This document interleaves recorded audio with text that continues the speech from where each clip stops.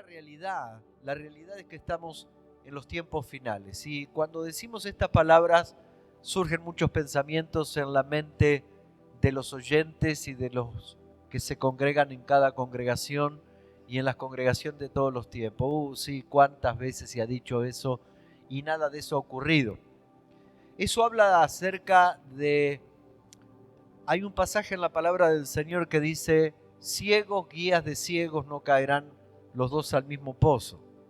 Durante muchos años se ha instruido mal a la iglesia, se le ha dado mal el conocimiento de la palabra del Señor. Se ha empezado a enseñar lo que la iglesia quiere escuchar y no lo que debe escuchar. Se le ha mostrado a la iglesia que la iglesia es el lugar donde se resuelven los problemas de uno, y eso no es del todo mentira, pero tampoco es del todo cierto. ¿Por qué? Porque la iglesia es el lugar donde se congregan un grupo de personas con el fin de alabar y exaltar el nombre del Señor. Pero la iglesia es el lugar donde nos preparamos para los grandes eventos que van a acontecer en el mundo entero. Donde nos preparamos no solamente para la venida de Cristo, sino para cuando Cristo nos venga a buscar individualmente, porque nadie tiene la vida comprada. Vivimos en un tiempo de tanto afán, de tanta preocupación, de tanto problema, de tanta inmoralidad, de tanta guerra, de tanto hambre, de tanto conflicto, de tanta separación, de tanta inmoralidad, que estamos conviviendo con eso y se nos ha hecho algo normal. Se nos ha hecho algo cotidiano. Es como cuando uno va por la calle, hace algunos años atrás iba por la calle, alguien era chocado, alguien era lastimado, paraban todos los autos, lo ayudaban, alguno voluntarioso lo subía a su auto para no esperar una ambulancia y lo llevaba al hospital, lo esperaba, lo llevaba a la casa. Hoy hay un accidente, pasa la gente por al lado y sigue su camino, porque cada uno está metido en sus propias situaciones. Pero la Biblia me dice todo lo contrario: buscad primeramente el reino de Dios y su justicia, y todas las demás cosas os vendrán por añadidura. Y usted dirá: pero pastor, la iglesia está pasando tanta lucha, tanta prueba, tanta dificultad, y vemos la gente de fuera, tanta alegría, tanta felicidad, tanta fiesta, tanto jolgorio. Yo no creo que sea así. Lo que creo es que la gente trata de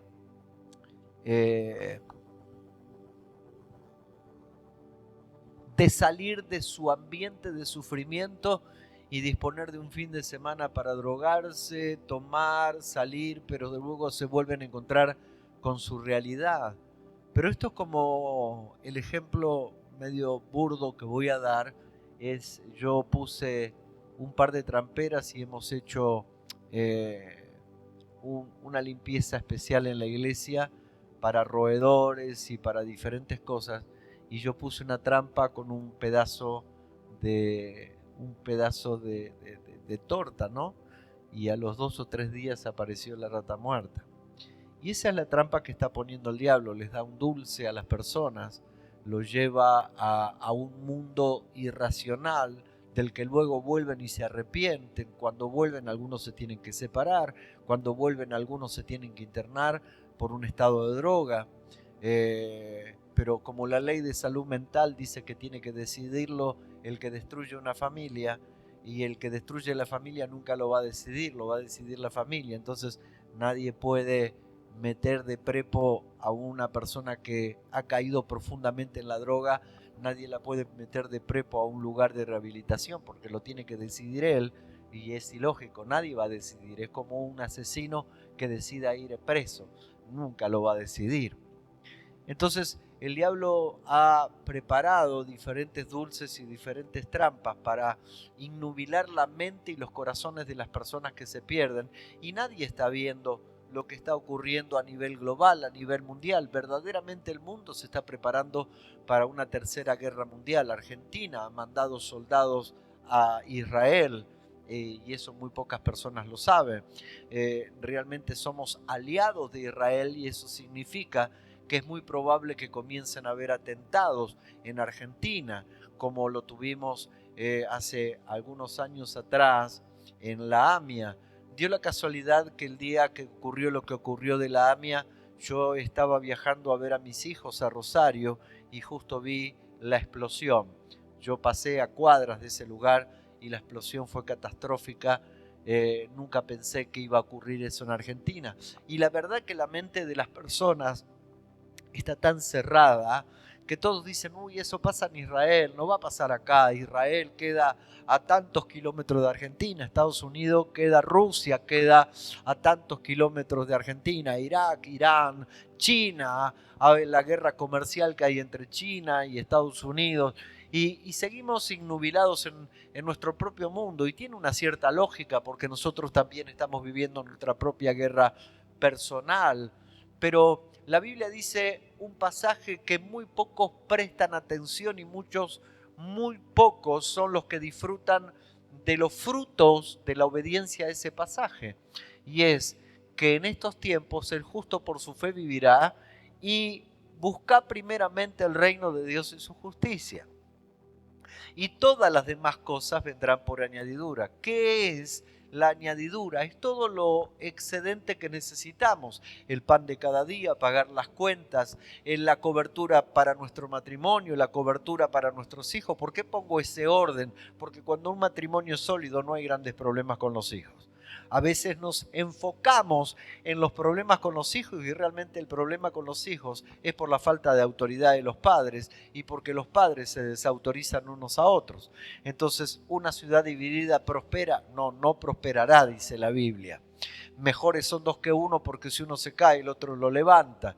Y entonces el orden específico es: Dios quiere unir los matrimonios, Dios quiere establecer el matrimonio. Tan importante es el matrimonio que es el ejemplo de Cristo y la iglesia. El hombre es el ejemplo de Cristo, el protector de la esposa, y Cristo es el protector de la iglesia, la novia. La novia es emocional, el novio es más mental, más maduro. ¿Por qué? Porque la Biblia dice que el hombre ame a su mujer, y eso quiere decir que el hombre tiene que tener más resistencia que la mujer. ¿Por qué? Porque el amar significa el amor todo lo puede, todo lo cree, todo lo espera, no hace nada indebido. Y Dios las hizo de esa manera. La iglesia es igual. La iglesia, cuando uno tiene un problema, tiene el otro. Cuando no tiene el otro, tiene el otro. Cuando no se va uno, viene el otro. Cuando no se cae uno, cae en pecado el otro. Cuando no se enoja uno, se baja de la plataforma uno, deja de tocar los instrumentos, sube el otro, baja el otro. Constantemente hay un problema diferente. No los podés conformar nunca. Le das una cosa, quieren otra. Le das otra, quieren otra. ¿Sí? Entonces, y cuando no, surge la crítica, la contienda, la envidia, la división entre hermanos. Los pastores preparamos una gran mesa como la mesa de nuestra casa, y los hermanos se pelean en la mesa, pero se aman, pero se pelean en la mesa, hay discordia, hay confusión, hay discusión, pero cuando no se ven se desesperan. Bueno, es igual. La iglesia es igual a nuestra familia. Una de las cosas que yo le he dicho al principio a mi esposa: mira, mi amor, vas a asumir este pastorado, y la iglesia es igual que la familia. Los mismos problemas dividido en una situación espiritual, y lo nuestro es cotidiano. Entonces, nosotros no solo nos estamos preparando para confrontar los ataques del diablo. Por eso Efesios 6:12 dice: vestido de toda la armadura de Dios, para que podáis estar firme contra las acechanzas del diablo, y habiendo acabado todo, estar firme. O sea, cuando terminaste todo, seguí firme, porque vuestro adversario, el diablo, anda como león rugiente buscando a quien devorar. Y el diablo no está vencido, pero no se da por convencido. ¿Y qué es lo peor que le puede querer hacer a Dios el diablo? Es destruir su creación. Él no tiene un problema personal con usted. Él tiene un problema personal con su creador. Y el creador ama, dice que somos la niña de sus ojos, que somos un especial tesoro, tan especial tesoro, que mandó a su hijo a morir por nosotros para que podamos tener vida, y vida en abundancia, y vida eterna. Entonces, ¿de qué nos sirve congregarnos si sencillamente seguimos pensando que primero está mi vida, segundo está mi vida, tercero están mis problemas, cuarto están mis problemas, quinto están mis problemas, sexto están mis problemas? Cuando la Biblia dice: mejor es ocuparnos de los problemas de los demás que de los de uno propio. ¿Por qué? Porque cuando yo me ocupo del otro, Dios se ocupa del mío. Cuando yo oro por otros, Dios intercede por mí. El Espíritu Santo intercede por mí delante de Dios. Entonces, esto es como el reino del revés. Algunos vienen a la iglesia para tener una vida abundante en la tierra, pero nosotros venimos a la iglesia para tener una vida eterna, no solo en la tierra como embajadores de Cristo, ciudadanos de otro mundo, de ese mundo espiritual, sino que también somos embajadores, representantes de un reino. Y como representantes de un reino, tenemos inmunidad diplomática. ¿Qué significa inmunidad diplomática? Significa que las leyes de este país no nos rigen, no nos pueden parar, no nos pueden detener, no nos pueden pedir lo que le piden a los demás porque tenemos inmunidad diplomática. ¿Qué quiero decir? El diablo puede querer avasallar contra nosotros, pero tenemos inmunidad del cielo. ¿Cuál es el documento? El sello del Espíritu Santo en nuestra frente. Un sello que muchos no lo ven, pero la gran mayoría no lo tiene. Vuelvo a repetir. El sello que muchos teniéndolo no lo ven, y entonces no pueden explotar porque el Espíritu Santo es dunamis, es explosión. Entonces yo puedo tener el Espíritu Santo, pero si no prendo la mecha para que explote, tengo simplemente un artefacto inerte. Y hay cristianos que tienen el Espíritu Santo, pero lo tienen atado, contenido. Y el Señor le dice, yo estoy a la puerta y llamo, si alguno yo me voy a abrir la puerta, yo entraré a Él y cenaré con Él y Él conmigo. La realidad es que el mundo, los demonios y los hechiceros y los curanderos y los brujos pueden ver el potencial que hay en la iglesia, pero la iglesia no puede ver el potencial que tiene. Se siente débil, se siente frágil, no tiene herramientas, no tienen armas. ¿Es culpa de la congregación? ¿Es culpa de la iglesia? No, es culpa del ángel de la iglesia, de la estrella de la iglesia. No estrella de Hollywood, sino estrella, como dice el libro de Apocalipsis, como representante, el pastor de la iglesia. Nosotros como atalayas no podemos decir eso. Le hemos enseñado, los hemos instruido, está bien, la congregación se renueva. Hoy están algunos, mañana vendrán otros, pasados irán algunos, vendrán otros, y allí está el problema, porque la Biblia dice que el verdadero cristiano es el que está sentado junto a corrientes de agua que da su fruto a su tiempo, su hoja no cae y todo lo que hace prosperará. Eso significa que un cristiano inestable que anda de aquí para allá, y eso no quiere decir que usted, tengo algo muy claro, hemos abrazado, hemos amado, hemos cuidado, hemos instruido personas, pero nos hemos dado cuenta que no hemos sido los pastores de esa persona. Y esas personas hoy están en otro lugar, nos saludan, nos abrazan, nos agradecen, pero la oveja escucha la voz de su pastor y le sigue. Hay ovejas que nunca nos van a seguir porque no seremos sus pastores, pero los que somos sus pastores son demasiado tercos.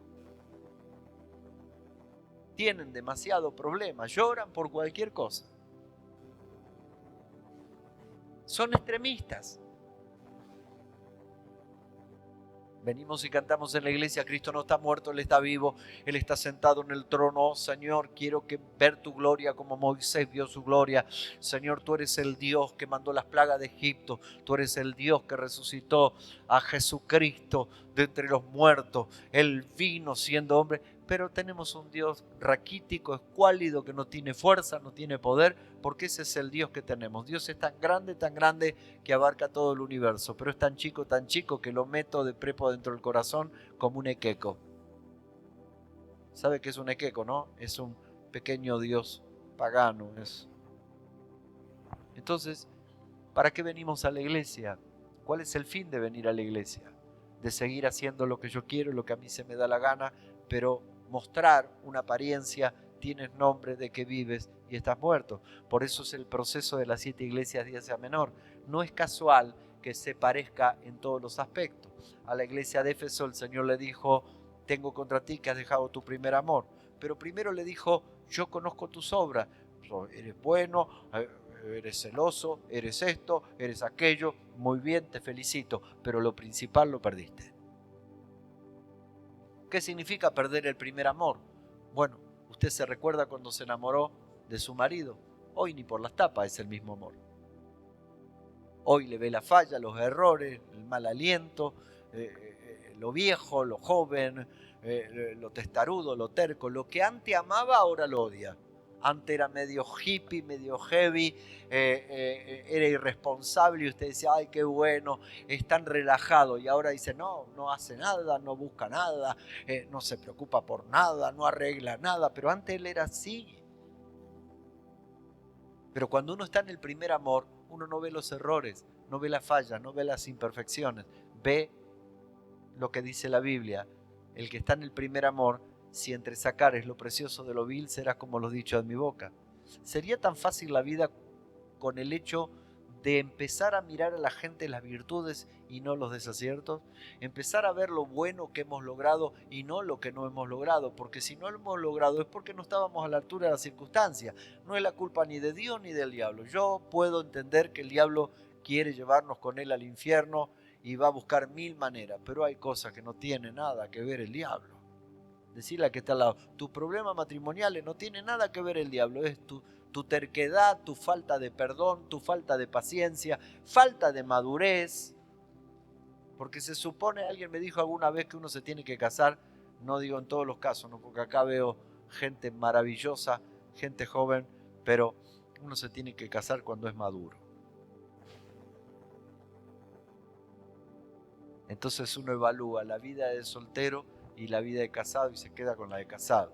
¿Por qué? Tiene comidita caliente, tiene una casa, tiene un hogar, tiene por quién luchar, va avanzando. Se da cuenta que ahora es completo, porque usted antes ganaba mucho dinero, pero el soltero despilfarra, bueno, yo no era así, despilfarra mucho dinero, nunca despilfarré plata. Siempre me la sacaron, pero no importa, eso es otro tema. Pero dice la mujer sabia es la que edifica la casa, así que haga lo que haga, si la mujer es derrochona, no vas a ir a ningún lado a no ser que tome la rienda y no le des un peso más. Estoy hablando de derrochona, ¿eh? Gente irresponsable, no sea cosa que digan que machirulo, ¿no? No es así, no es así.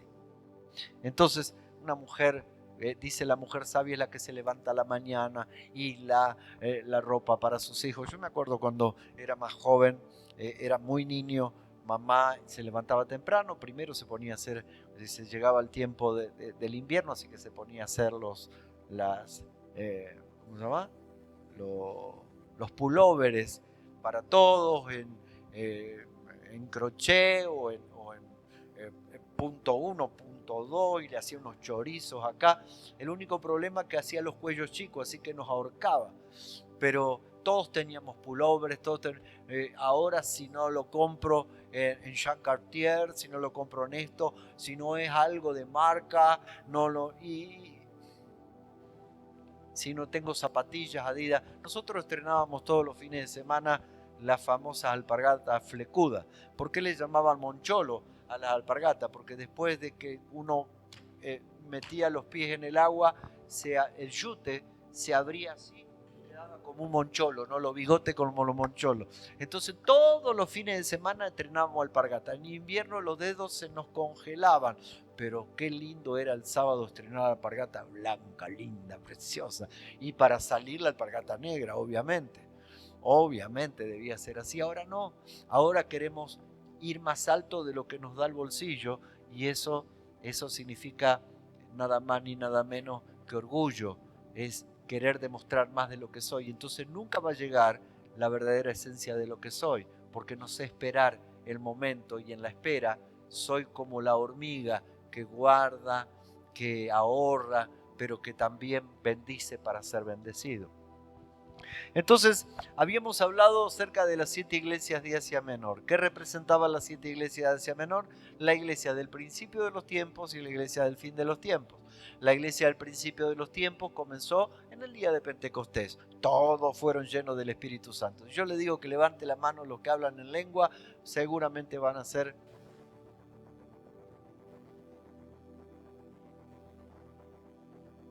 incluyéndome a mí, o sea 3. Y es más, si yo le digo para qué se habla lengua, muy poco me van a saber decir para qué. Si yo le preguntara a usted por qué hablamos en lengua, Para edificación propia. ¿Por qué para edificación propia?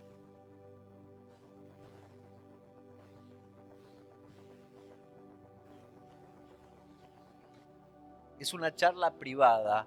Dice que el Espíritu gime con gemidos indecibles delante del Padre. Y es una charla que el diablo no puede entender. No la puede comprender. No puede escucharla.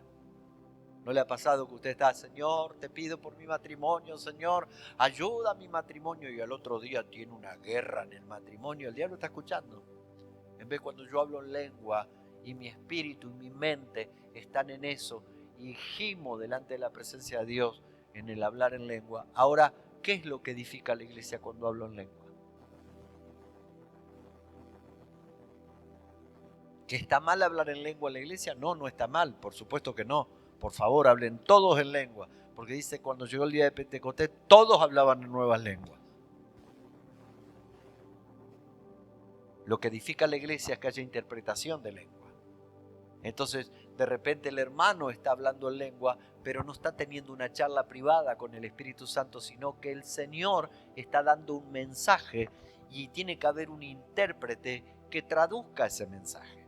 ¿Sí? Entonces eso edifica a la iglesia. Pero Pablo decía, yo elijo un camino más excelente, porque he visto personas que hablan en lengua, pero son unos arpíos, marca cañón. He visto personas que el Señor las usa para sanar los enfermos y se ponen gran sanador de enfermos. Un ego, un orgullo brutal. Y lo que hacen, lo hacen por amor propio. O el que sirve, sirve por amor propio. O el que tiene visión, revelación, sueño. No sé por qué la gente se acredita la gloria de Dios a sí mismo. Pero Pablo decía, yo busco un camino más excelente. Y es el del amor. Porque si yo hablara en lenguas humanas y angélicas y no tengo amor, soy como metal que resuena y címbalo que retiñe. Si no tengo amor, la profecía, los dones, el discernimiento, la interpretación se terminará. Pero el amor nunca deja de ser. ¿Por qué? Porque la esencia del amor es Dios. Entonces el amor es un fruto del Espíritu de Dios, aliento de Dios que vuelve a Dios que lo dio. Entonces, ¿qué es lo que tengo que buscar? Tengo que buscar luchar como esa iglesia, ese pequeño remanente que aprende del proceso de las 7 iglesias de Asia Menor. Una iglesia que comienza con decaimiento y entra en tibieza espiritual. Por cuanto no eres ni frío ni caliente, te vomitaré de mi boca. Frío no se refiere que usted a propósito no venga más a la iglesia para enfriarse. No, eso es tibio. Frío es el que no conoce al Señor, que entra por primera vez, está frío, no entiende nada, nunca fue puesto en el fuego. ¿Entiende? Entonces, dice la Biblia, por cuanto no eres ni frío ni caliente, te vomitaré de mi boca. ¿Qué significa vomitar de mi boca? Te voy a sacar del reino, te voy a sacar de dentro de mí. No vas a estar más dentro de mí, vas a estar fuera de mí. Entonces comienza con eso. Luego habla de una iglesia perseguida donde se sentaron las bases del cristianismo. Y cuando nos ponemos a ver esto, digo, wow, a pesar de todo y que vienen tiempos difíciles y probablemente la iglesia tendrá que pasar un periodo de persecución, y ahí los quiero ver a los cristianos desaparecer la gran mayoría como estuvimos en pandemia. Yo sentadito acá solo, como loco malo adentro del templo, o haciendo un vivo a través de la internet para los que estaban en casa porque estaban todos aterrados y con motivo, ¿no? Era pandemia, pero luego también se vieron los que realmente no soportaron más estar sin congregarse, así que andábamos a escondidas metiéndonos adentro del templo para alabar y glorificar el nombre del Señor. Nunca he sentido más la presencia como estando solo acá dentro del templo, les soy honesto. ¿Sabe por qué? ¿Por qué nunca he sentido más la presencia? Porque venía predispuesto y no había nadie con presiones externas. ¿Qué quiero decir? Cuando nosotros estamos predicando, no solamente estamos predicando y dando, sino que estamos absorbiendo tu carga. Estamos absorbiendo tu lucha, estamos batallando con el espíritu de tu mente, que tu mente se divaga, se va de un lado para el otro, por eso la hermenéutica, la homilética, tratar de llamarte la atención, levantar el tono de voz para captar tu atención nuevamente, algunos quizás duermen, otros directamente están roncando. y con eso luchamos. Pero cuando veníamos sedientos de predicar la palabra y sabíamos que del otro lado se habían activado a través de la internet gente hambrienta, gente deseosa de escuchar la palabra, y estaban lejos, así que ojos que no ven, corazón que no siente. Nosotros acá gozándonos, alegrándonos en el Señor, una unción especial, pero ahora la realidad es que podemos notar la carga, el peso, la prueba, la lucha, la dificultad, pero constante que pasa el pueblo cristiano. Y no debería ser constante, porque una prueba es salir. Luego vendrán otras pruebas, pero hay tiempo de victoria, hay tiempo para llorar, tiempo para reír, tiempo para sembrar, tiempo para cosechar, tiempo para esparcir, tiempo para juntar, tiempo para llorar y tiempo para reír. Pero ahora hay tiempo para llorar, para llorar, para llorar, para llorar y para seguir llorando. Y que estoy mal y que viene la prueba y que no sé y no estoy seguro. Y bueno, te irás al infierno entonces, porque si no estás seguro de tu salvación y estás pensando en seguir congregarte, y bueno, las consecuencias se pagarán. No es una amenaza, sino simplemente uno tiene que hablar con claridad. La salvación es individual, hermano. Usted se irá de la iglesia y yo seguiré estando hasta que el Señor venga, o hasta que me lleve a su presencia, o hasta que me pase cualquier cosa, pero voy a estar hasta el final. Muchos se han ido, muchos es una iglesia muy hermosa, muy grande, pero si sumáramos todos los que hoy están en el mundo, y sería una iglesia más o menos de 5.000 miembros en 9 años. ¿Dónde están? No sé. Prometieron fidelidad a Dios, muchos se bautizaron, otros hablaron en lengua, otros eran obreros, otros eran ancianos, otros eran diáconos, otros eran preparándose para el pastorado. ¿Sabe cuál es la diferencia entre tomarse en serio el Evangelio y estar jugando al Evangelio? Esa es la diferencia. Esa es la diferencia. La diferencia es que uno llega a la eternidad y el otro pierde, o sí llega a una eternidad, pero es una eternidad totalmente diferente. Entonces, cuando habla del proceso de las 7 iglesias de Asia Menor, nos terminamos encontrando con las últimas 2 iglesias a la que uno le dice, el Señor le dice a la iglesia de Laodicea, tú dices, pero yo digo. ¿Qué es lo que dice? El ego, el orgullo, la vanagloria, la jactancia, la fama personal, el poderío eclesiástico que puede generar. ¿Está mal que una iglesia tenga poder económico? No, no está mal, por favor. Todas las cosas que se podrían hacer, a toda la gente que se podría ayudar, todo lo que podríamos hacer, podríamos abrir escuelas, podríamos abrir lugares donde contener ancianos, madres solteras, podríamos hacer tantas cosas realmente con el poder económico, pero a veces el poder económico pasa a ser el Dios de una congregación. Y ese es el problema, cuando ponemos otro Dios en lugar del único, el único Dios verdadero que dice, qué loco, ¿no? Mío es el oro, mía es la plata, yo pagaré. Y nosotros adoramos el oro y la plata, en vez de adorar al que da el oro y la plata. Ah, mirá el que está al lado, decirle, hoy vino loco el pastor. Entonces, tengo problema económico, no vengo a la iglesia porque Dios tiene la culpa. No, tiene usted la culpa por mal administrador. Perdóneme que se lo diga. Porque con todos los años que tiene, algunos tienen millones de años, no tienen un solo peso ahorrado. ¿Por qué? Y nunca tuvo. O lo único que hace es esos ahorros para pagar intereses de tarjeta de crédito, atrasos de préstamos bancarios, préstamos hipotecarios, le salieron de garantía a algunas personas y no se la devolvieron. Hay tantas historias. Y usted dice, ¿usted cómo sabe, pastor? Pues le conozco la vida a todos ustedes. Y algunos los he tenido que sacar del agujero. ¿Dios tiene la culpa? ¿Dios tiene la culpa que su matrimonio esté mal? ¿Dios tiene? ¿En serio? Le digo, ¿en serio? Por favor, dígame, ¿en serio? ¿Dios te eligió el marido? ¿Dios te eligió la esposa?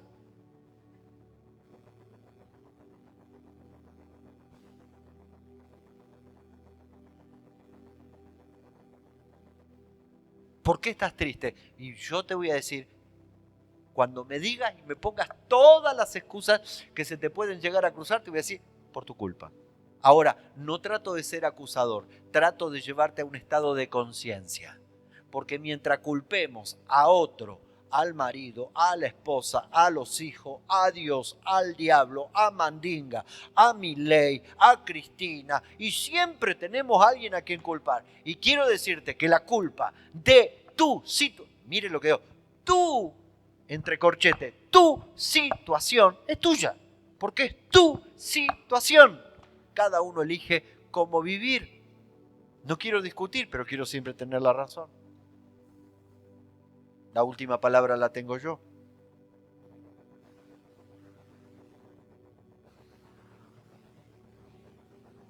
¿Sigo? A la iglesia de la Odisea el Señor dice, tú dices, pero yo digo. Tú dices que eres rico, que te has enriquecido y que no tienes necesidad de nada. Los pastores en principio, la oveja escuchaba la voz del pastor, el pastor lo guiaba a lugares dedicados a pasto, el pastor le sacaba el abrojo, la alimentaba, ahora no, ahora la oveja alimenta al pastor, la lleva en anda, le lava el auto, le lava la casa, le rinde pleitesía, es un ser intocable.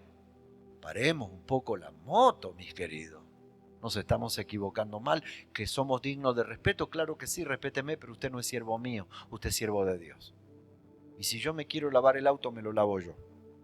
Ahora, si usted me quiere dar para llevarlo a un lavadero, eso es siembra. Claro, eso es siembra. Yo jamás dije que no a nada. Jamás. Y no, ¿qué va a decir la gente? Que diga lo que quiera. Yo nunca digo que no. Porque cuando digo que no, se corta la bendición de Dios para mí. Lo que me den. Mire, me he vestido por años con ropa de finados. Pastor, murió mi marido y quedó la ropa y le queda a usted. ¡Ah! Me veía la hermana y lloraba porque pensaba que era el marido. Pero nunca he dicho que no a nadie. Hay gente que es tan egocéntrica, que anda sin zapatilla, pero no voy a aceptar, no me confundan. Por favor, el que se humilla será ensalzado, el que se ensalza será humillado. Lo que te den, aunque lo tengas guardado, aunque no te ande, da las gracias. Da gracias en todo, en todo. Ser agradecido, ser una persona agradable. Si la gente, pastor, nadie me visita, nadie ora para mí, porque eso es insoportable, hermano. Es como esa madre o ese padre que uno trabaja todo el día, tiene 7 hijos, 8 hijos, 20 hijos, 2 trabajos y se hizo un tiempito para ver a la madre y cuando abre la puerta dice, al fin viniste y vos no vas a querer ir más. En vez de abrazarlo al hijo, decirle, hijo, te extrañé tanto. Le está pegando un palo igual, pero no importa, con cariño. Te extrañé tanto, mi amor. Pasa, vamos a tomar unos mates, vamos a charlar, vamos a... Señores, creo que tenemos que aprender a educarnos como cristianos. Tengo un problema con un hermano, voy y lo arreglo. En el mundo lo arreglábamos, mal, bien, como sea. Salíamos moreteados o no, pero lo arreglábamos. Siempre arreglábamos los problemas. En la iglesia no. Andamos asolapados, andamos de un rincón al otro. El kiosco está lleno de morosos. Total, que Dios lo pague. Qué terrible que decir, ¿no? Ven, buen siervo y fiel, en lo poco fuiste fiel, sobre mucho te pondré. Tú, afuera obrador de maldad, al fuego eterno. Pero Señor, te he servido, te he alabado, te he glorificado, no he faltado nunca, he diezmado, ofrendado. Pero debía el kiosco. El tema es que debía el kiosco y no es que te olvidaste. Deliberadamente pasás por la otra cuadra del kiosco. O sea, dan toda la vuelta, toda la vuelta, toda la vuelta, toda la vuelta para irse. Decirle a que está al lado, si debe el kiosco, pagalo.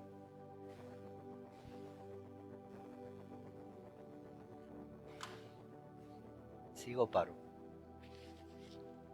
¿Usted dice que tiene que ver con Apocalipsis? Estoy hablando de la iglesia, señores. No estoy hablando de la gente del mundo.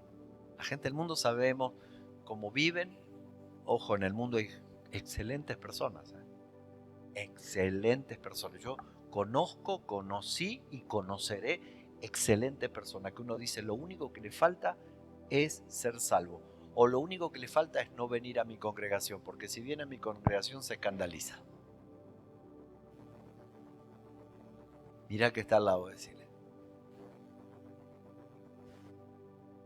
Ahora miralo y decirle, pensá que eras mala gente y no me había dado cuenta. Le dije que íbamos a pasar del libro de Apocalipsis a la vida espiritual, ¿no? Entonces, cuando hablamos de apostasía, hablamos de todas estas cosas que entran dentro de la iglesia. Antes veníamos a la iglesia y ni bien abríamos las puertas, nos postrábamos en el altar a orar, a preparar el ambiente, la presencia.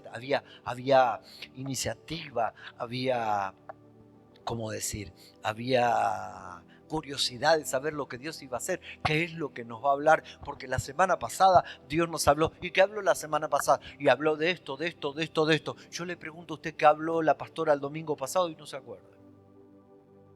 ¿Y sabe por qué no se acuerda? Porque no estaba. A ver qué habló la pastora la semana pasada. La esencia del mensaje. Pues allá la creación del hombre es... Bueno, no vino el domingo, vino el miércoles.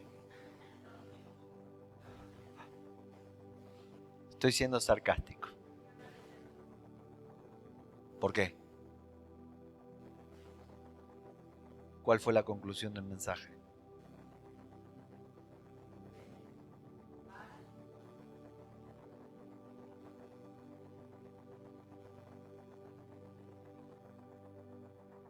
Y edifica la casa arriba del hombre.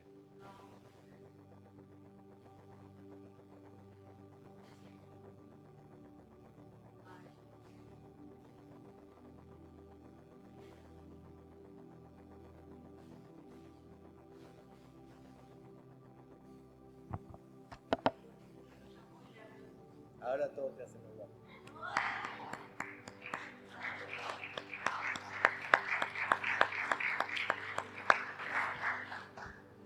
No le quiero preguntar que hable yo de Apocalipsis.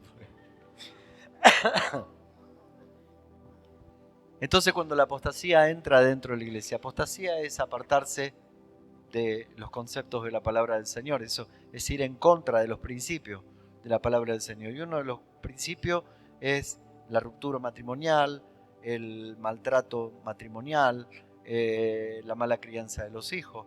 Porque el orden específico bíblico es Dios, la familia y la iglesia. Porque si Dios no está primero, no tengo familia. Y si no tengo familia, ¿qué le voy a mostrar a la iglesia? Pablo decía, lo que aprendiste, viste y oíste en mí, esto hacéis y el Dios de paz estará con vosotros. No es que Pablo tenía matrimonio, porque Pablo decía, si a usted le conviene no casarse. Pero por cuestión de debilidad sexual, más vale casarse que quemarse. Pero si ustedes pudieran, sería el estado perfecto, soltero. Pero los viviría poniendo en disciplina, porque no serían como Pablo. Pablo tenía el don de continencia. Él no necesitaba más que la presencia del Señor, no necesitaba más. Su vida era una vida dedicada al Señor, y aparte, ¿cómo tener una esposa si vivía preso? ¿Cómo tener una esposa si vivía golpeado, vivía estropeado, vivía escribiendo cartas en prisiones, viajando en barcos y tantas cosas? Una vida dedicada al Evangelio. Pero qué tremendo, ¿no? La iglesia, cómo fue degradándose con el tiempo, oxidándose con el tiempo. ¿Por qué? Por la ausencia del Espíritu Santo. Y en el libro de Ezequiel nos habla claramente cuando Ezequiel podía ver en visión, cuando el pueblo de Israel se apartaba de Dios y se dedicaba a sus propias cosas, se dedicaba a los ídolos paganos, dice que la presencia de Dios se subía en el propiciatorio. El propiciatorio era donde estaba el arca de la alianza, donde la presencia de Dios se manifestaba, y había dos querubines confrontados, dos estatuas de querubines representando la protección angelical del trono de Dios. Y entonces la presencia de Dios se elevaba entre los querubines. El pueblo seguía haciendo cosas malas, la presencia de Dios iba al umbral del templo. El pueblo seguía en su pecado, la presencia de Dios se iba arriba del monte. Y cuando el pueblo siguió en sus propias cosas, la presencia de Dios se elevó, y por 500 años la manifestación de Dios vivo no estuvo en Israel. ¡Wow! Qué tremendo, ¿no? Cuando un Moisés pudo decir, Señor, si tú no vas conmigo, yo de aquí no me muevo.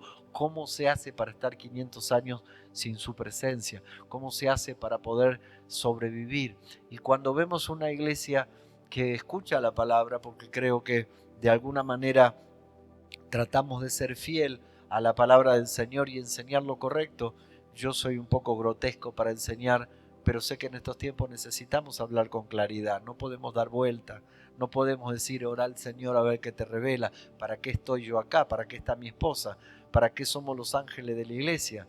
¿Para qué somos los atalayas que avisamos cuando hay algo mal? Yo sé que a la gente recibe de Dios mientras que uno no hable de la vida privada de la gente. Pero cuando la gente se ve descubierta, se va a otra congregación donde los conocen. Pues es lindo que nos conozca. Pastor, la verdad que hoy me fue horrible. Mi casa, mi esposa estaba lunada. ¿Pero qué hiciste? No hice nada. Bueno, se estarán esos días, quédate tranquilo. Va a estar todo bien si no hiciste nada. Si hiciste algo, preocupate. Trata de no dormir con un ojo abierto. Entonces, terminamos con las 7 iglesias de Asia Menor. El Señor le dice, tienes nombre de que vives y estás muerto, algunos de ellos, pero más terrible fue la iglesia de la Odisea, que el Señor le dice, tú dices que eres rico, que te has enriquecido y que no tienes necesidad de nada, pero yo digo, tú eres pobre, ciego, desventurado y desnudo. ¡Wow! Tremendo, ¿no? Qué tremendo confrontación directamente de Dios a través de Juan en una isla alejada, como a 150 kilómetros de la iglesia de la Odisea, pero la Biblia dice, ¿a dónde huiré de tu espíritu? ¿A dónde huiré de tu presencia? Él nos ve, yo conozco tus obras. Decirle que está al lado, Él nos conoce, Él nos conoce. Hay veces que yo le diría a algunas personas cuando vienen a pedirnos consejo que no está mal, a mí me agrada aconsejarme, es mi oficio, para eso el Señor me llamó, pero hay consejos que son tan innecesarios porque usted sabe lo que tiene que hacer. Porque a veces vienen a preguntarnos para ver si nosotros decimos lo que usted quiere escuchar. Y usted sabe porque su espíritu le dice que lo que está haciendo está mal y cuál es la consecuencia.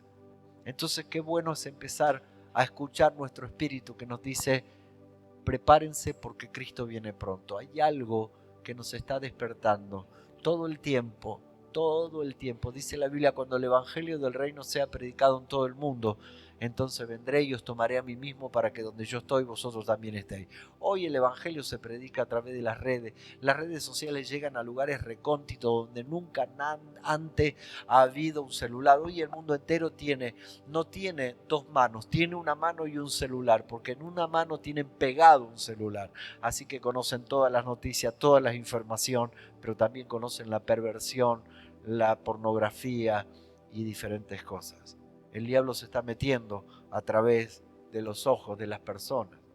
Entonces, pero hay una iglesia que se siente cansada, una iglesia que está esperando, una iglesia que a veces utiliza el mismo término que utilizan los mártires que están a los pies del trono. Señor, ¿hasta cuándo no hará justicia por nosotros? Señor, ¿hasta cuándo?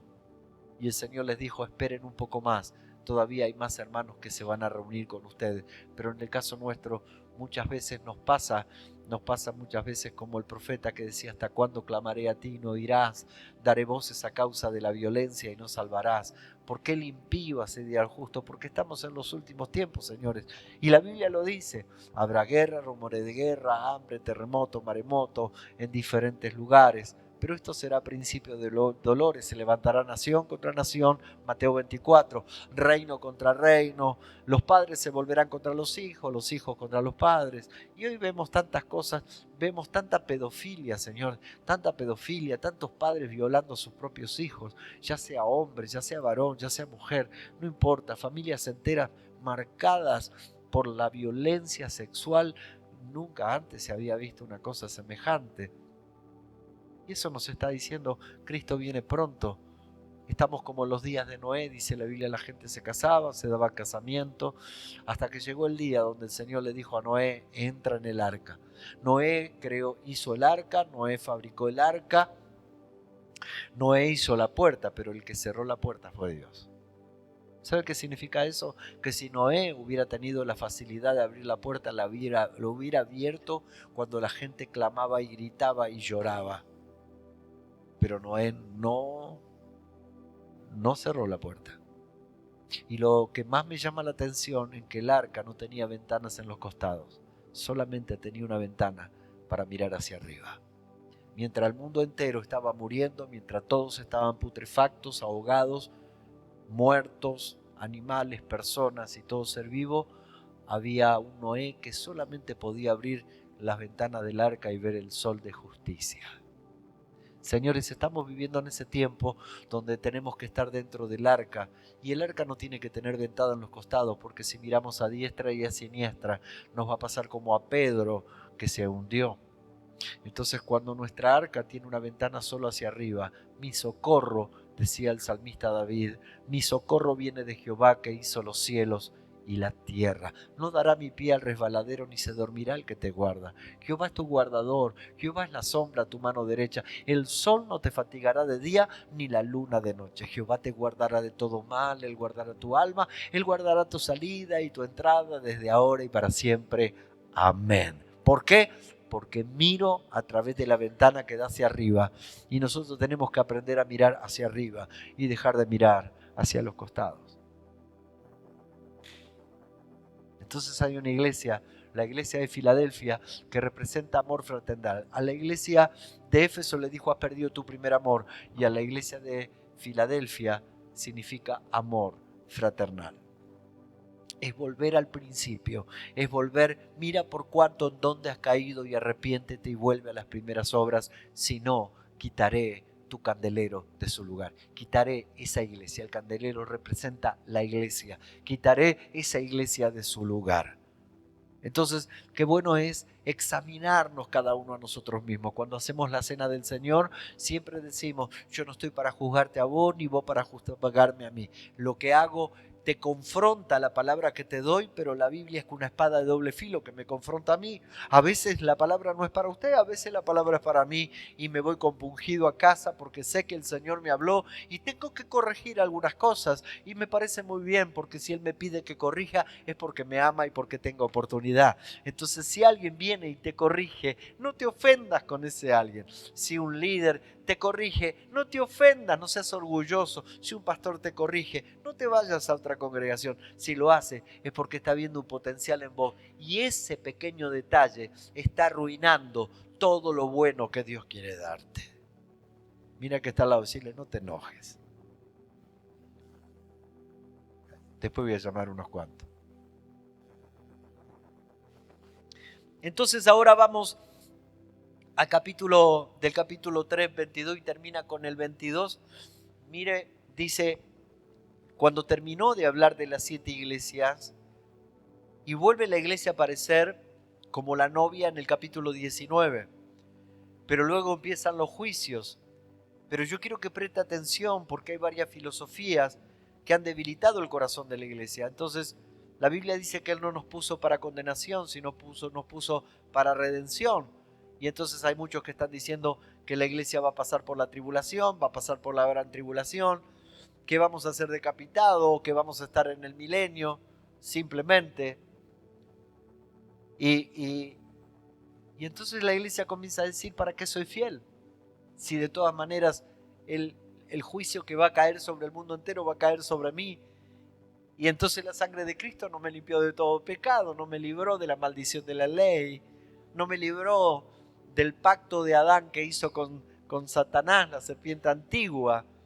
Entonces Jesús no es el segundo Adán que me libró de la maldición del pecado. Entonces, ¿por qué? ¿Por qué si soy fiel? ¿Por qué si prevalezco? ¿Por qué si caigo pero me levanto? Si fracaso pero pido perdón y sigo adelante, porque no pretendo haberlo alcanzado, pero una cosa hago, prosigo a la meta por ver si lo logro. Y voy a pasar por ver el anticristo, por ser perseguido. ¿Por qué? Entonces, siempre he escuchado diferentes enseñanzas acerca del tribulacionismo, el post-tribulacionismo, del milianismo, y digo, cuánto error, ¿no? Porque la Biblia es tan literal Y entonces comienza diciéndole, cuando termina a la iglesia de la Odisea, le dice las siguientes palabras, Apocalipsis 3:20 al 22.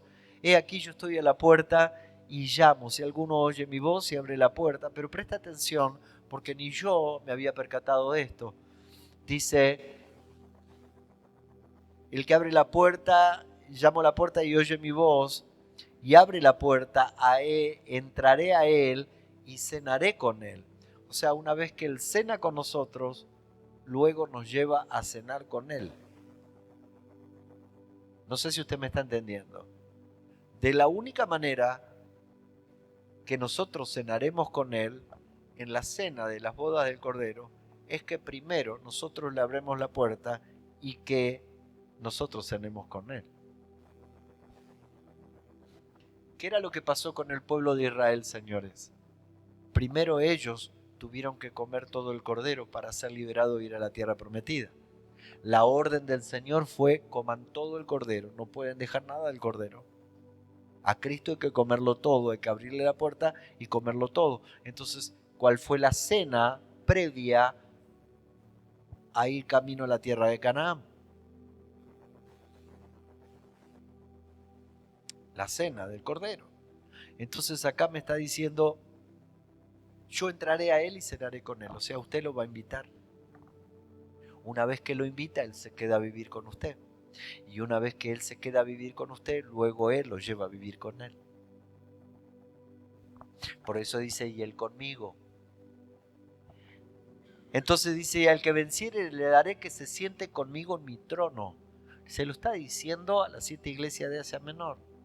Mire qué consecutivo es el pasaje. Sígame.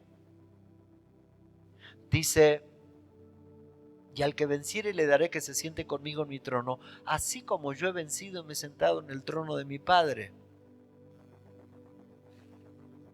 Pasamos al capítulo siguiente, capítulo 4.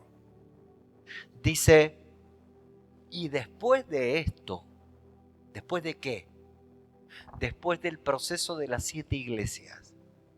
Después del proceso de las 7 iglesias y la promesa que el Señor le dijo, ustedes van a cenar conmigo y se van a sentar conmigo en mi trono.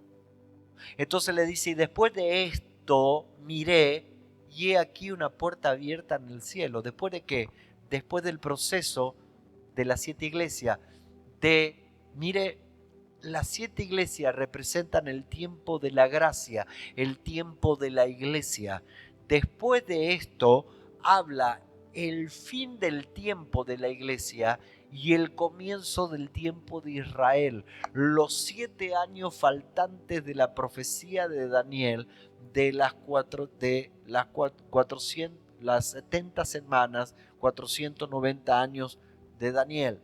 Entonces dice, he aquí una puerta abierta en el cielo, y la primera voz que oí como de trompeta me dijo, hablando conmigo, dijo, sube acá. ¿Qué es sube acá? No se olvide que Juan se estaba viendo él en el cielo. Él se estaba viendo en el cielo y sentado en el trono con los 24 ancianos que representan los 12 apóstoles y la iglesia de Jesucristo, o Israel y la iglesia de Jesucristo. Dice, hablando conmigo, dijo, sube acá y te mostraré las cosas que sucederán después de esta. ¿Después de qué? Después del tiempo de la iglesia. ¿Y qué cosas sucederán después de esta? La primera voz dice, y la primera voz que oí como de trompeta, y aquí es donde muchos comentaristas se equivocan, porque hablan que esa trompeta pertenece al juicio de las trompetas. Y el juicio de las trompetas aparece en capítulo siguiente, los 7 juicios de las trompetas. Acá habla el pueblo de Israel cuando en la mañana debían levantar el campamento para seguir camino a la tierra prometida. había un sonar de un shofar, que es la trompeta. Ese shofar, el sonido de la trompeta, convocaba al pueblo de Israel a prepararse para salir camino a la tierra prometida. Entonces, cuando dice la Biblia, la primera voz que oí como de trompeta, le dijo, sube acá, que significa arpazo, sacado de un lugar al otro, y te mostraré, mire, las cosas que sucederán después de esta. ¿Después de qué? Después de la iglesia. Después de esta, el fin de la gracia, el tiempo de la iglesia termina, el arpazo, Juan representa a la iglesia como uno de los que estaban sentados en el trono. Juan representa al Señor, le dice, sube acá. A la iglesia dice que Él viene en las nubes, dice, y los muertos en Cristo resucitarán primero, y luego nosotros, los que quedamos con vida, seremos arrebatados para encontrarnos con Él en el aire. Arpazo, sacado de un lugar y llevado al otro. ¿Me van entendiendo hasta ahí o yo me fascino con esta palabra y me voy a mi mundo personal? Y te mostraré las cosas que sucederán después de esta. Entonces comienzan los 7 años a partir de ahí para Israel, tiempo de tribulación, gran tribulación, 1260 días, 1260 días, 42 meses, dividido por la mitad, son 3 años y medio y 3 años y medio. Y entonces cuando Juan sube, se encuentra, dice, y había un trono establecido en el cielo y uno sentado. ¿Qué dice la Biblia acerca de ese uno sentado? Isaías 41:4 dice, yo soy el único Dios y mantengo bajo control todo lo que pasa en el mundo y existo desde el principio y existiré hasta el fin. ¡Ja! Yo soy el único. Había uno sentado en el trono. Dice, y el aspecto era semejante a jaspe y cornalina. El color del jaspe y la cornalina, que son piedras preciosas que están en el pectoral del sumo sacerdote representando al pueblo de Israel, pero en la gloria de Dios representa eso mismo, el poderío, la gloria y la majestad y la riqueza de la gloria de Dios. Dice, y alrededor del trono había un arco iris semejante a esmeralda. Se supone que un arco iris tiene 7 colores, creo que son, ¿no? Si no me equivoco.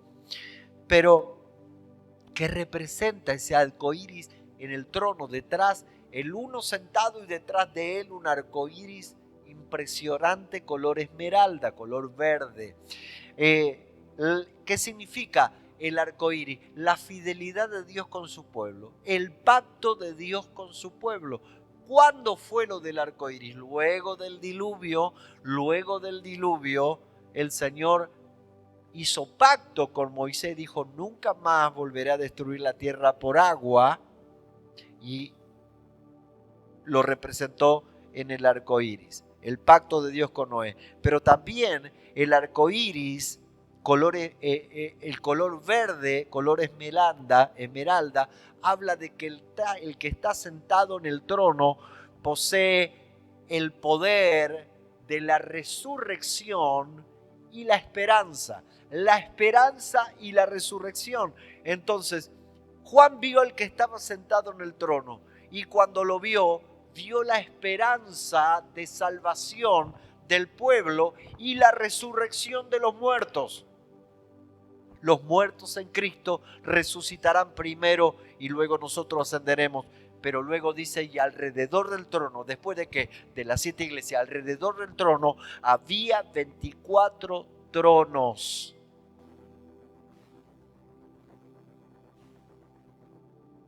Jesús le dijo a los discípulos, así como yo me he sentado en el trono con mi Padre, ustedes se sentarán en mi trono.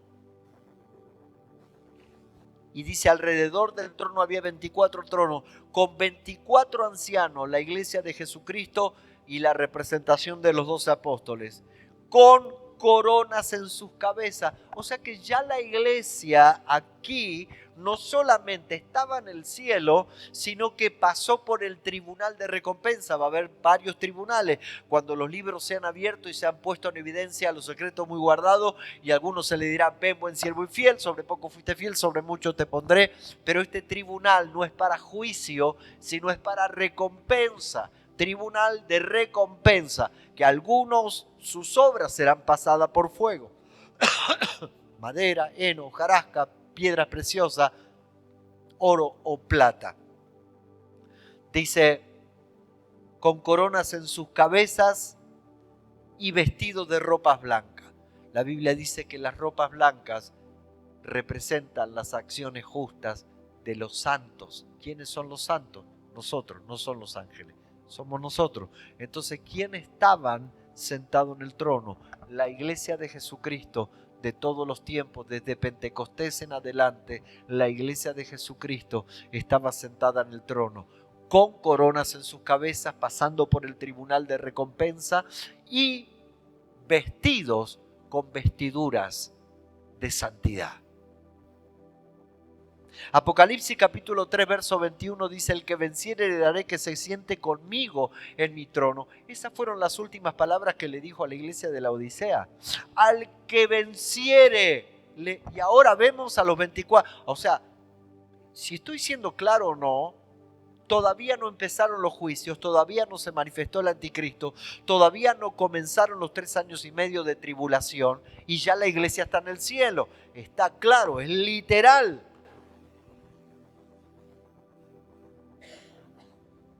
Apocalipsis 3:21 le dice las últimas palabras a la iglesia que estaba muy confundida. La iglesia de la Odisea. Al que venciere, le daré que se siente conmigo en mi trono, así como yo he vencido y me he sentado con mi Padre en su trono. ¿Qué dice 1 de Corintios capítulo 3, 12 al 16?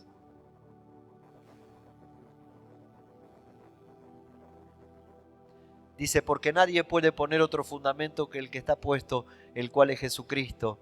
Y si sobre este fundamento alguno edificare oro, plata, piedras preciosas, madera, heno, hojarasca, la obra de cada uno será manifiesta, porque el día lo declarará, pues por el fuego será revelada.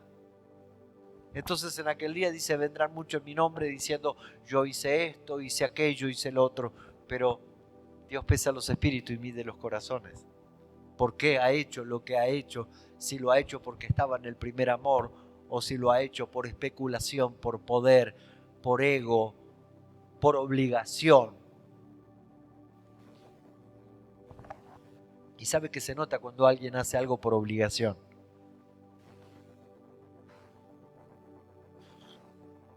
Y también se nota cuando alguien hace algo por ego, porque después que lo hace anda preguntando qué tal estuve. Y después que lo hace ya está pidiendo un ascenso. Y después que lo hace quiere que le agradezcan. ¿Sabe que a mí nadie me viene a agradecer por los mensajes que doy? ¿Será que son tan malos? ¿O nadie me entiende? Pero la verdad que no me interesa. ¿Sabe por qué? Porque sé que hay mensajes que son tan duros que nadie te quiere agradecer, pero sí sé que se los van masticando a la casa y sé que Dios transforma las vidas y ese es mi mayor agradecimiento, ver vidas transformadas. Apocalipsis capítulo 19 versos 7 a 10 dice, gocémonos y alegrémonos y démosle gloria porque han llegado las bodas del Cordero y su esposa se ha preparado y a ella se le ha concedido que se vista de lino fino resplandeciente. Lo que dije hace un rato, estaban los ancianos con corona en su cabeza, tribunal de recompensa, vestido de ropa blanca, lino fino, que son las acciones justas de los santos. Entonces, en el trono había 7 lámparas de fuego. ¿Y qué representan las 7 lámparas de fuego? Ve usted que sabe tanto. Y de paso me da tiempo a mí para recordar que eran las 7 lámparas de fuego. ¿Qué era?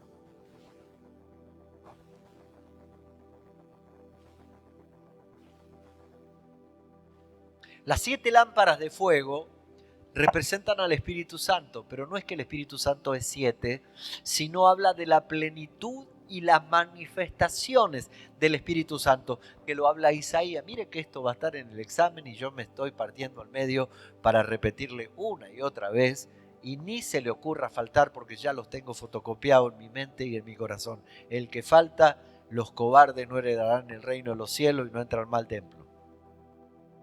No, lo dije jugando. Las 7 lámparas de fuego detrás del trono, donde estaban sentados los 24 ancianos y donde estaba el uno sentado, hablan de la manifestación y la plenitud del Espíritu Santo. ¿Cómo se manifiesta el Espíritu Santo? Y ahí usted se va a dar cuenta si tiene el Espíritu Santo. Está buenísimo. Porque está en Isaías capítulo 11, verso 2. Y si usted tiene el Espíritu Santo, todas estas virtudes las tiene que tener. Primero, reposará sobre él espíritu temor de Jehová. ¿Sabe qué es temor? No es miedo, es respeto. Es respeto reverente. Es darle lugar que él está sentado en el trono, que él es el rey, que yo no puedo discutir con él porque su palabra es sí y amén. Segundo, espíritu de sabiduría. ¿Siente que tiene sabiduría? ¿Qué significa la palabra sabiduría? Grado más alto de conocimiento. Pero luego dice espíritu de sabiduría y luego espíritu de inteligencia. ¿No es lo mismo? No. Porque la inteligencia es la capacidad, esto es lo que necesitamos en Apocalipsis, es la capacidad de entender y comprender la palabra de Dios. Luego espíritu de consejo, espíritu de poder. Recibiréis poder cuando haya venido sobre vosotros el Espíritu Santo. Ay, pastor, qué bendición, voy a recibir poder. Ore por mí, pastor, me duele la uña. Hay gente que me viene a pedir oración por cosas tan insulsas. Yo sé que para usted es gigante, pero yo le transferiría mi mochila y agarraría la suya y lo resolvería en un segundo. Dice, qué orgulloso. No es orgulloso. No es orgulloso. Es tener coherencia. Espíritu de poder. Pero acá hace un rato hablamos de sabiduría, inteligencia y ahora conocimiento. ¿No es lo mismo? Espíritu de conocimiento es capacidad de aprender y de comprender. Primero era de entender, ahora es de aprender. O sea que si no tengo el Espíritu Santo, no comprendo ni aprendo. Entra por acá, sale por acá. Es más, ni entra por acá, se hace así. Y sale. Necesitamos el Espíritu Santo, la manifestación. Porque esto es la manifestación. Por eso, el día de Pentecostés dejó de ser una historia para transformarse en hechos. Hechos de los apóstoles. La acción de los apóstoles. El poder en acción. Espíritu de conocimiento y espíritu de temor de Jehová. Luego vemos, dice, los 24 ancianos echaron sus coronas delante del que estaba sentado en el trono. Y todos dijeron al único que es digno de la gloria, el poder y la alabanza es el que está sentado en el trono. Qué loco, ¿no? Todo lo que hacemos. Ya a mí me encanta escuchar a muchas personas que de repente en algún momento dicen y realmente mi corazón se retuerce y mi cuerpo se retuerce como anguila cuando escucho esas palabras. todo lo que hago es para la gloria del Señor. Y ponen una cara de piedad, ¿no? Y es una hipocresía encubierta. Yo no necesito decir, dele la gloria al Señor por esa sanidad. Claro, ¿a quién te la van a dar? A vos.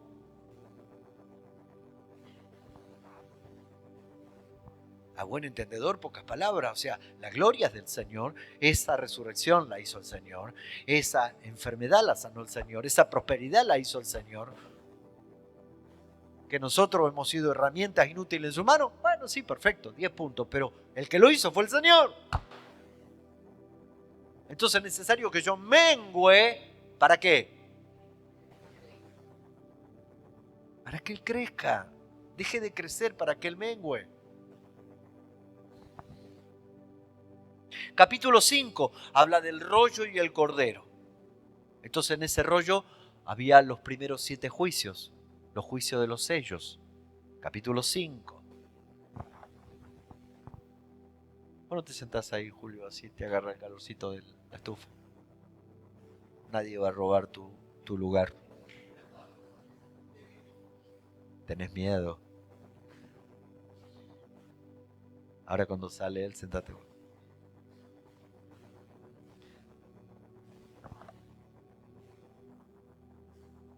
Es que yo sería orgulloso, es muy bonito.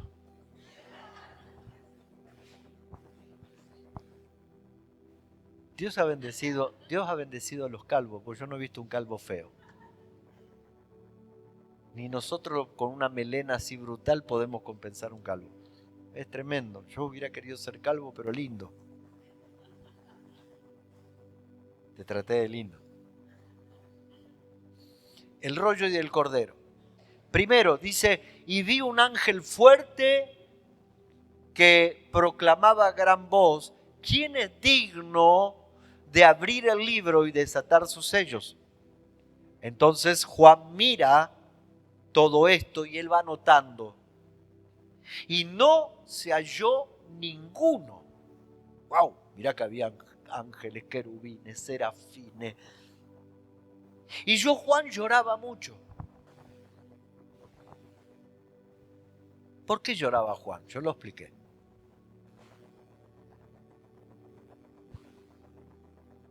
Ahora uno levanta la mano y dice, por flojo, pastor, por flojo.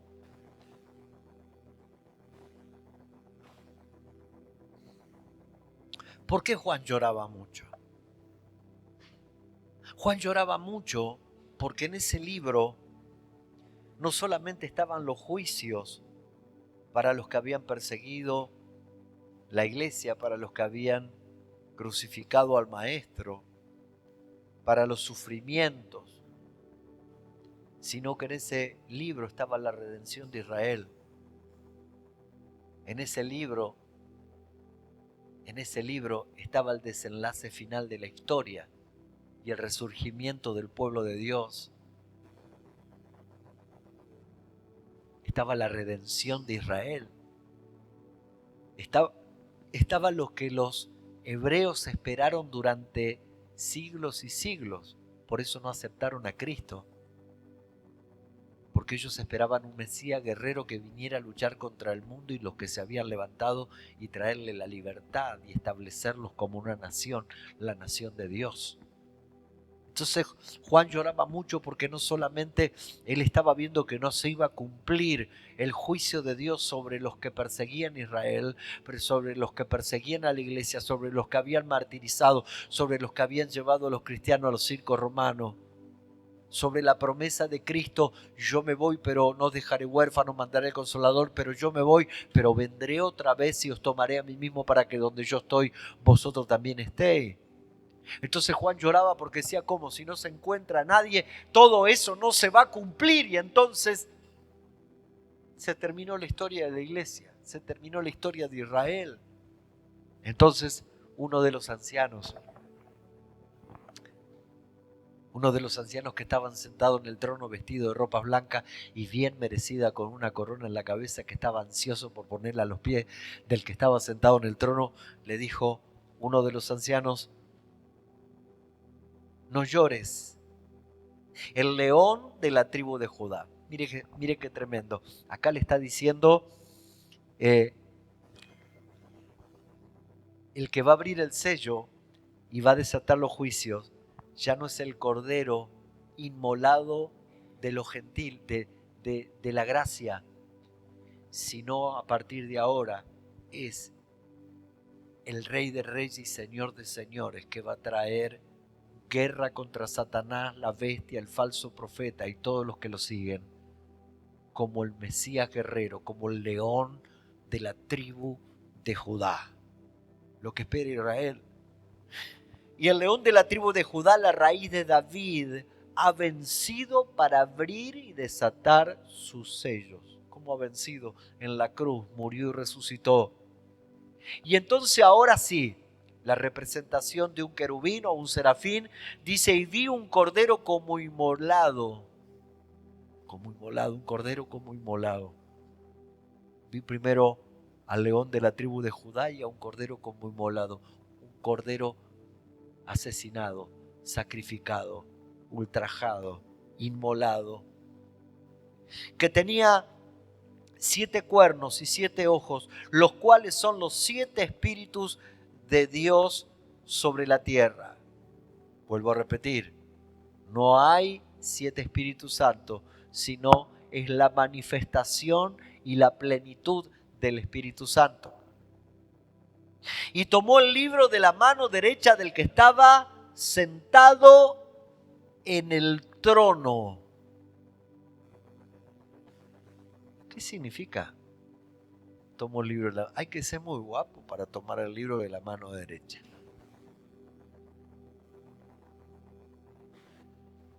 Porque ahí habla de la mano poderosa de Dios.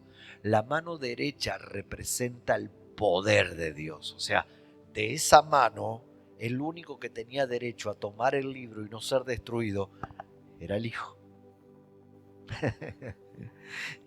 Pero ahora se presentó delante del Padre, no como el león de la tribu de Judá, sino como el cordero inmolado, que con ser el cordero inmolado se ganó el derecho a agarrar el libro. Por haber muerto en la cruz, el Padre le dio un nombre, sobre todo nombre, en el cual se doblará toda rodilla de los que están en los cielos, en la tierra y debajo de la tierra, y toda lengua confesará que Jesucristo es el Señor. ¡Ah! Es tremendo. Entonces, dice que, y yo anoté aquí el Salmo 63:8, lo vamos a leer. Cuando tomó el libro de la mano derecha del que estaba sentado en el trono. Salmo 63:8. Dice: Dios mío eres tú, de madrugada te buscaré, mi alma tiene sed de ti, mi carne te anhela. En tierra seca y árida donde no hay aguas, para ver tu poder y tu gloria, así como te he mirado en el santuario, porque mejor es tu misericordia que la vida. Mis labios te alabarán, así te bendeciré en mi vida, en tu nombre alzaré mis manos, como de meollo y de grosura seré saciada mi alma, con labios de júbilo te alabará mi boca. Cuando me acuerde de ti en mi lecho y cuando medite en ti en la vigilia de la noche, porque has sido mi socorro y así en la sombra de tus alas me regocijaré. Verso 8, y aquí habla de la diestra. Está mi alma apegada a ti, tu diestra me ha sostenido, tu mano poderosa me ha sostenido. Luego dice: los 4 seres vivientes también estaban delante del trono, llenos de ojos, uno con forma de león, otro con forma de becerro, otro con rostro de hombre y otro como águila volando. Y dice: oh, chanflis, ¿qué significa eso? Está lleno de monstruos, sino que habla de representación, querubines o serafines representando las diferentes facetas de nuestro Cristo, en un acto de honor al que estaba sentado en el trono. Entonces lo presentan como león y usted puede ver Mateo, Marco, Lucas y Juan los presenta de diferentes maneras. Uno lo presenta como león, él es el león de la tribu de Judá, como becerro, como el animal que es llevado al sacrificio. Puede ser un becerro, puede ser un cordero inmolado. Con rostro de hombre, él siendo Dios hizo hombre y aún más bajo de los hombres para que nosotros seamos enriquecidos. Como un águila volando, así como vino, él ascendió nuevamente a la más alta altura donde está el Padre sentado en el trono. Así que los 4 seres vivientes representan las diferentes etapas de Cristo. Entonces dicen los 24 ancianos, en ese momento dice, se pusieron delante del Cordero. Pusieron delante del Cordero, todos tenían arpas y copas de oro, que son las oraciones de los santos. Eso no hace falta aclararlo. Entonces cantaban un cántico nuevo: digno eres de tomar el libro y de abrir sus sellos, porque tú fuiste inmolado y con tu sangre nos has redimido para Dios de todo linaje, pueblo y nación. Nos has hecho reyes y sacerdotes para Dios y reinaremos en la tierra. O sea, nuestra ciudadanía. A ver, síganme por favor. Cuando algunos dicen vamos a tocar el arpa toda la eternidad, dice que seremos arrebatados, estaremos sentados en el cielo con vestiduras blancas, pero luego allí nuestra ciudadanía es en el cielo, nuestra estadía es en el cielo. Cuando la Biblia dice que la nueva Jerusalén desciende en el cielo es suspendida en el aire, no se posa en la tierra, es suspendida en el aire. El que baja y pisa el monte de los olivos es el león de la tribu de Judá, y allí él lucha contra el anticristo, la bestia y el falso profeta. Pero la nueva Jerusalén está suspendida en el aire y nosotros pertenecemos a esa tierra y no nos establecemos, nosotros descendemos como reyes y sacerdotes a reinar en la tierra en el tiempo del milenio. Entonces algunos dicen que cuando descendamos, algunos se van a codear y van a decir: estos son los que ven el rostro de Dios cara a cara.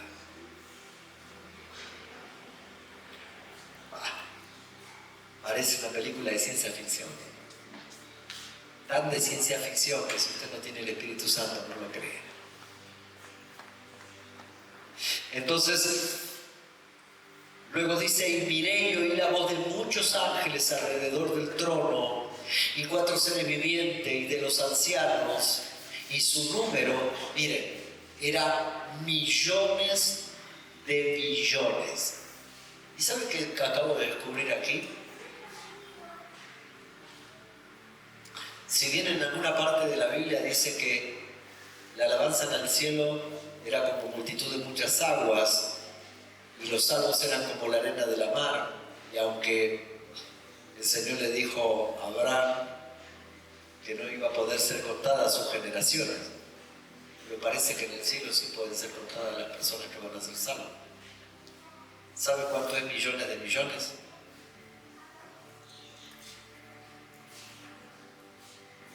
La sumatoria y la multiplicación da 1 billón de personas en el cielo. ¿Saben cuánto es 1 billón? Un 1 y 12 ceros.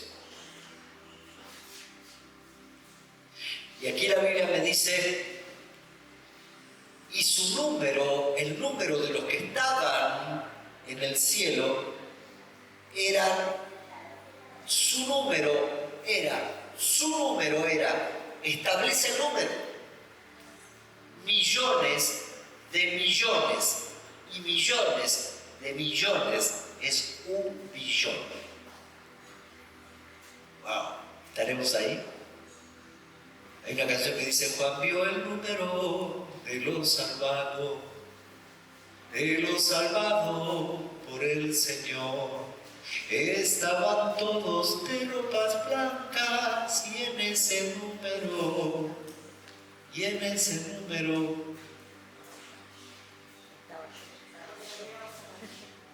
no estaba yo, o estaba yo. ¿Estaba usted? ¿Estaba yo? Entonces el Señor se merece un aplauso porque para eso